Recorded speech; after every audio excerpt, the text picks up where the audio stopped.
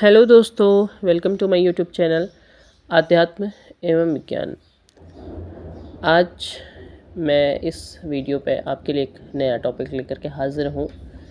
बहुत समय से आप लोगों की मांग थी कि मैं साइलेंट ट्विन फ्लेम जर्नी के बारे में बताऊँ, तो किसी कारणवश मैं नहीं बता पा रही थी, शायद, या फिर ईश्वर की इच्छा होगी कि आप अभी ना जानें। किंतु आज मैं ट्विन फ्लेम जर्नी पर ही आपके लिए ये विषय लेकर के आई हूँ। जितने भी लोग इस जर्नी में हैं, धीरे धीरे अपनी यात्रा के ज़रिए, गाइडेंस के ज़रिए या ईश्वर के द्वारा जो भी संकेत मिल रहे हैं उसके ज़रिए वो ये जानने लगे हैं कि वो किस जर्नी में है। वो सोल जर्नी में तो है, किंतु वो ट्विन फ्लेम है, सोलमेट है या कार्मिक है, ये सब धीरे धीरे समझने लगे हैं। अब ट्विन फ्लेम जर्नी भी कई तरह की होती है। हर किसी की जर्नी अलग होती है।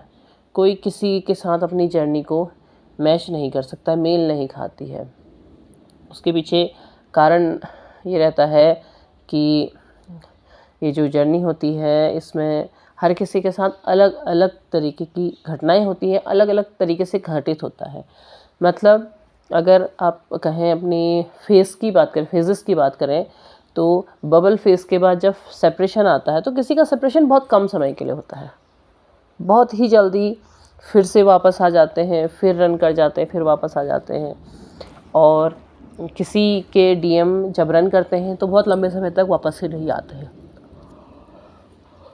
यहाँ तक कि फेमिनाइन को ये लगने लगता है कि ये रिलेशन शायद पूरी तरह ख़त्म हो गया है, यहाँ कुछ भी नहीं है, पूरी तरह ये रिलेशन समाप्त हो गया है, इस तरीके का भी लगने लगता है। तो अलग अलग होती है। किसी की जर्नी में उनका कर्मा बहुत ज़्यादा जुड़ा होता है, मतलब कि होते तो ट्विन जर्नी में है, लेकिन कर्मा इतना ज़्यादा जुड़ा होता है कि जैसे ये लगे कि नहीं, ये ट्विन फ्लेम ना होकर के कार्मिक है। कुछ कार्मिक भी होते हैं, ऐसा नहीं है, क्योंकि सोल जर्नी में जब जाते हैं तो कार्मिक जर्नी में भी अगर वो हैं, कार्मिक के साथ भी हैं, तो भी उन्हें अपनी जर्नी पूरी करनी होती है। वो परेशानियाँ, वो सिचुएशन उन्हें झेलनी पड़ती है जब तक कि उनका कर्मा जुड़ा हुआ होता है। और ऐसे ही ट्विन फ्लेम जर्नी में भी होता है कि ट्विन फ्लेम जर्नी में है, किंतु कर्मा इतना ज़्यादा जुड़ा हुआ है कि उन्हें बहुत ज़्यादा टॉक्सिसिटी झेलनी पड़ती है, बहुत ज़्यादा तकलीफ़ें झेलनी पड़ती हैं।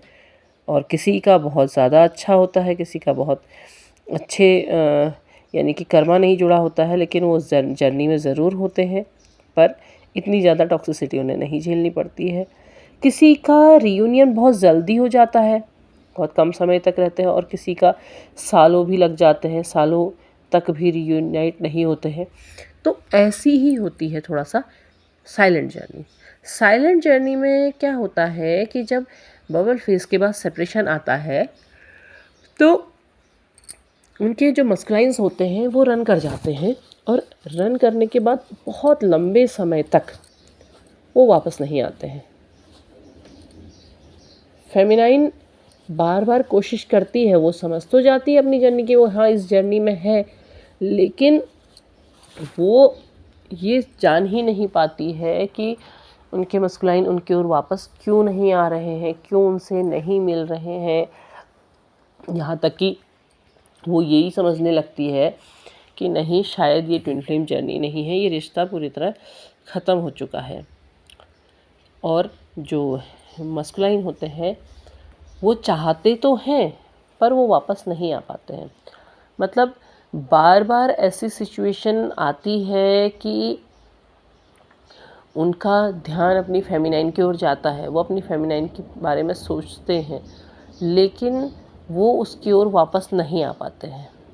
उसके पीछे कारण ये होता है कि उनका जो मस्कुलाइंस होते हैं उनका बचपन किस तरीके का बीता हुआ है। उनके बचपन में कुछ घटनाएं ऐसी घटित हुई होती हैं जिसकी वजह से वो अपनी फेमिनाइन की ओर कदम नहीं बढ़ा पाते हैं। ऐसी टॉक्सिसिटी होती है या ऐसी सिचुएशंस होती हैं कि वो उसकी ओर कदम नहीं बढ़ा पाते हैं, या कदम बढ़ाने में उन्हें हिचकिचाहट होती है, उन्हें डर लगता है, वो नहीं जा पाते। कहीं ना कहीं वो चीज़ें उनके दिमाग में घूमते रहती हैं।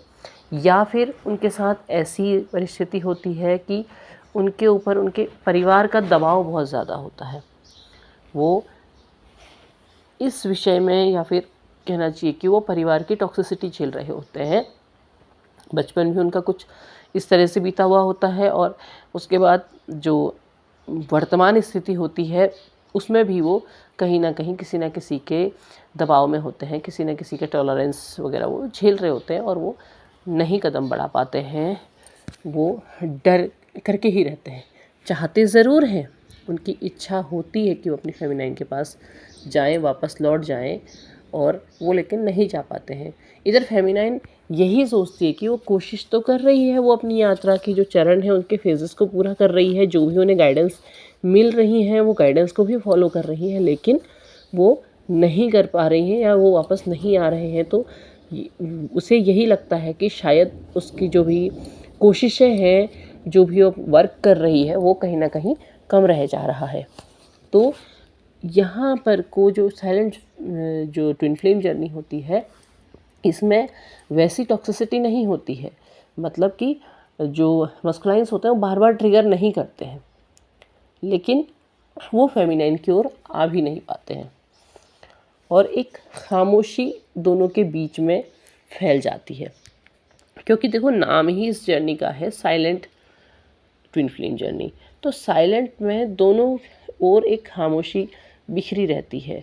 वो चाह करके भी एक दूसरे की ओर नहीं आ पाते। कई बार फेमिनाइन को एहसास भी होता है कि जो उनके मस्कुलाइंस हैं वो उसके बारे में सोच रहे हैं, लेकिन जब वो इंतज़ार करती है, उसे लगता है कि शायद अभी आएंगे, अभी वो उसके बारे में सोच रहे हैं, उसकी ओर कदम बढ़ा रहे हैं शायद, लेकिन वो शायद में ही रह जाता है, वो वापस नहीं आ पाते हैं। तो यहाँ पर को वही होता है कि जो मस्कुलाइंस होते हैं वो बढ़ नहीं पाते हैं, वो चाह करके भी नहीं बढ़ पाते हैं। तो ऐसे में फेमिनाइंस का ये होता है कि फेमिनाइन चाहे तो वो अपने मस्कुलाइन के भी कर्मा को रिलीज़ कर सकती है। वो जो अपने ऊपर वर्क कर रही होती है, वो मेडिटेशन कर रही होती है, वो जप कर रही होती है, वो ईश्वर मतलब स्पिरिचुअल की ओर, मतलब स्पिरिचुअलिटी में कदम बढ़ा रही होती है, वो अपने ऊपर काम कर रही होती है, तो वो अपने मस्कुलाइन के लिए भी प्रार्थना कर सकती है। वो कोशिश कर सकती है कि वो अपने ध्यान और अपने जप के ज़रिए ईश्वर से कहे कि उनके भी कर्मा रिलीज़ हों और उनके भी जो भी पिछले रहे हैं वो ख़त्म हो, ताकि वो भी इस जर्नी में आगे बढ़ सकें।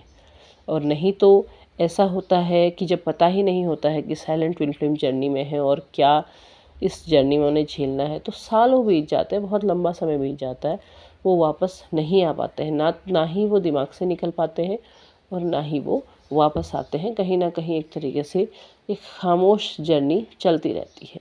लेकिन अगर आपको पता चल जाता है कि आप साइलेंट ट्विन फ्लेम जर्नी में हैं, तो आप भले ही वो वापस नहीं आ रहे, आप अपने ऊपर काम करते रहिए, आप सेल्फ हीलिंग करते रहिए, आप मेडिटेशन कीजिए, आप चक्रास पर काम कीजिए, क्योंकि जैसे जैसे आप आगे बढ़ते चले जाएंगे वैसे वैसे भले ही एक खामोशी रहेगी जर्नी में, लेकिन आप टेलीपैथी के ज़रिए भी एक दूसरे से कनेक्ट हो पाएंगे और आप चाहें तो अपने मस्कुलाइंस के कर्मास को भी रिलीज़ कर पाएंगे।